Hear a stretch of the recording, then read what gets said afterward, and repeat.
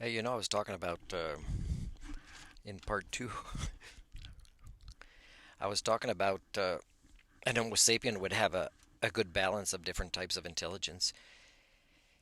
And, if I had ever found anybody to do that series, because I don't want to do it on my own because there needs to be a peer reviewed approach to it, right? The series on the different types of intelligence because it's supposed to be done with one or more people who live a transparent life who also want to learn about this, how to get a human operating system for one thing, and how to improve at it during this series of videos, which means, we might discover as we learn about a different type of intelligence, hey, I don't excel that much at this one, and here's my goal for this series as homework for this particular type to do this to improve it. That's what a lifelong learning human brain would do.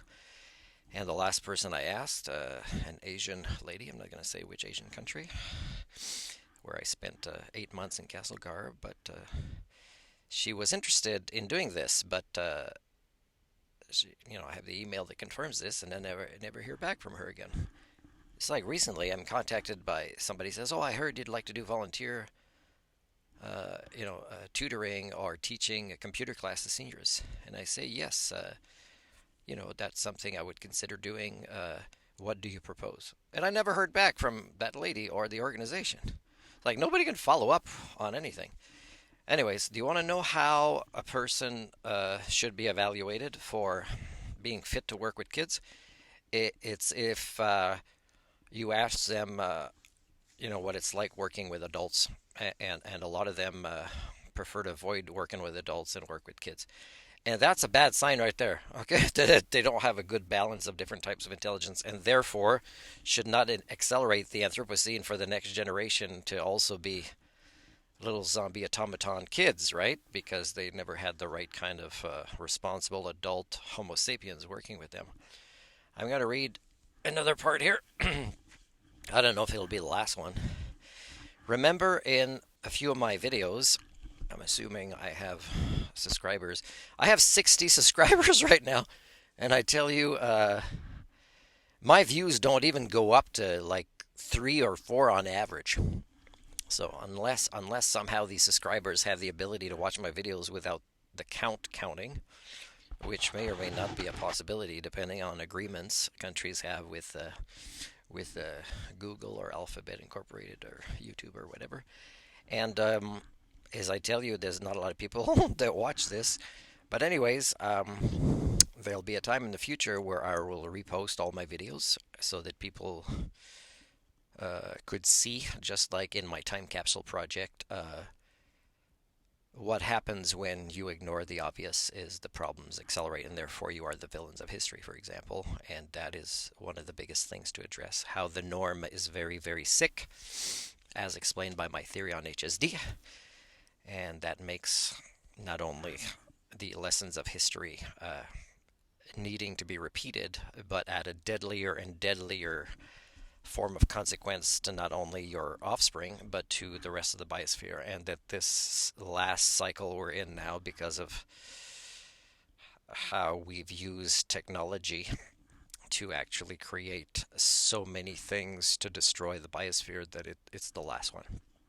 So we've actually devolved quite a bit up here, and the maturation process and the different types of intelligence in the last, I could say, 100 years, as these weapons of mass destruction, these deadly toxins, these unhealthy lifestyles have been growing. So, the acceleration of the Anthropocene is coming. So, remember in some of these past videos, I mentioned the Montreal Protocol as if that was an environmental success, and it wasn't, because we still barely understand anything about that and how it relates to the rest of the system and life on this planet, the biosphere. So I know recently I've heard in the news that there is possibly somewhere in Asia a source of these chemicals again reattacking the stability of the ozone layer, and we don't even know, or if we know, we don't want to say because political alliances are more important than the biosphere. And you guys kind of think you're human or you understand basic stuff like what keeps you alive, and that it's kind of cruel to not put what keeps us alive as a priority in these COP meetings if you want to keep having children.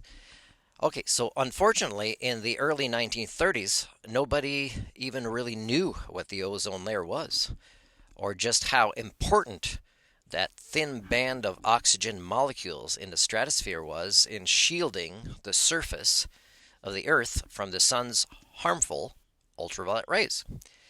By the way, ozone is three atoms of oxygen. That's the molecule. They certainly didn't know that CFCs, entirely harmless at sea level, would become far more dangerous when they got into the upper atmosphere, where that same ultraviolet radiation would cause them to break down into their constituent elements, if I pronounce that properly. And that one of those elements, chlorine, would destroy the ozone, robbing the planet of its protective shield. And by the way, we have two kinds of protective shields here, and this is the one that's very thin and very close to the planet, and then there's the magnetic one related to the core that also protects us from the violent cosmic winds of the sun, right? The cosmic, the solar winds, that make it that a planet that's too close to a star would have a hard time keeping an atmosphere, for example, and a complex one. In fairness, they also didn't anticipate that the use of CFCs would end up being far wider than refrigeration. Very quickly, people worked out that these new, exciting, and extremely safe chemicals had lots of other uses, most notably as a propellant in aerosol sprays. In a darkly assuming bit of historical irony, during and after World War II, CFCs were widely used to spray insecticides. By the way, insects are important, including that other classic example of large-scale chemistry screw-ups, the birth defect-causing nightmare that was DDT. I think a Billy Joel song mentions that. I'm not sure, actually. After the war, aerosols really took off in everything from spray paint to deodorants. And they took off in another, more literal way. The vast amounts we started releasing made their way upward into the stratosphere, where they set about dismantling the ozone layer. The good news here is that this time humanity realized the problem before it could cause death on a massive scale. Woohoo! Score one for humans. In the 1970s, just as the first moves to phase out leaded gasoline were beginning, the growing hole in the ozone layer was also discovered, along with the link to CFCs. With that came the warning. If ozone depletion carried on at the current rate, humans would be exposed to more and more damaging UV radiation, and within a matter of decades, cancer cases and blindness would soar. By the way, that was the time that leaded gasoline was beginning to be phased out. So how many reparations of billions of dollars did the oil industry or automobile industry and any other industries linked to leaded gasoline paid out, and should still be paying out, because a lot of the people are still alive today suffering from this, or their children have, and yet it was somehow kind of publicist spin on we just saved the ozone layer, although we don't understand much about it, by doing something like phasing out some CFCs and replacing them with something, because that's easier for the industrial world to do than to pay off. The industrial world wants to continue to build cities where you're stuck in traffic and polluting your body, whether it's unleaded gasoline or any other kind of gassing off products. So that the Montreal Protocol in a way was like just for laughs, gags. It was a way to kind of fool you into thinking there's this great environmental movement when in fact what should have gone down in history that we should be talking about is how companies should really have gone bankrupt if they paid out damages with the dangers of leaded gasoline, and not pointing the finger out at one guy. Like that's crazy. Like pointing the finger at one guy is again not acknowledging the fact that the norm are the villains, including the people that have kids that take companies to court. Oh, my kid's secondhand smoke. I didn't know. Well, if your kid's coughing, even though you're not yet, it might not be good for your kid, right? So, from the 1970s to the 1990s, the world set about unwinding Thomas Migley's legacy, and it's really the people primate failed proto society legacy, as both of his major inventions were either banned or phased out in most countries around the world. We're still stuck with huge amounts of environmental lead. It doesn't simply break down or vanish. It means you could still take people to court. And cleaning it up is a nightmare. But in good news, at least in most places, children aren't breathing in as much anymore. And the amount of lead in the blood of many kids is now below toxic levels. Hurrah! The ozone. So by the way, the kids have gone through a psychological development of the brain that was crucial that they'll never get back. So whatever levels in their blood it's gone down to, the damage is permanent. And now these kids, as it says a little bit later here, you'll see. The ozone layer, meanwhile, is slowly repairing itself now that CFCs have been widely banned. By the way, we don't know enough about what the ozone layer is doing. If all goes well, it should be back to pre-Migley's levels by 2050-ish. Go team. Wish I could press pause here. But I wanted to say, anyway, I'll read a little bit more. Migley's reputation, meanwhile, is set. He was a one-man environmental disaster, and that's ridiculous because, if he was an environmental disaster, he should not have been allowed, and he was allowed, so the villains are the norm.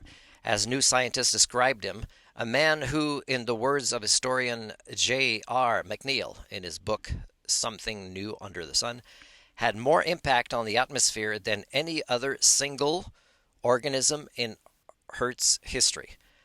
Okay, well, first of all, a single organism includes bacteria, but because you say single organism, as in individual, and not a type of organism, this could be accurate. This could be. But it's also true to say that he shaped the modern world, often in unprecedented ways. Anyways, I'm not going to read the rest, but what it says is, the kids that had brain damage, from lead, their levels are maybe down now in their blood, but they're not human. It says, these are the world leaders that you have today. So this is, they're not their brains big, but if it was evaluated by an outside species, let's say that has traveled and met a lot of other species around the galaxy with a brain this size and could measure with what it could do in the sense of being pro-life, let's say, or pro-healthy biosphere behaviors, is, they would find these extraterrestrials that, what have you done to your brains? They're huge. They are operating as if they are malfunctioning in ways that these extraterrestrials may never have seen anywhere around the galaxy, where they might encounter life forms with a brain this size that operate in the same way with similar type neurons and interconnections and electrical activity, and they'd say, well, yeah, something's wrong here, guys, and maybe, maybe we should intervene because this planet is pretty nice.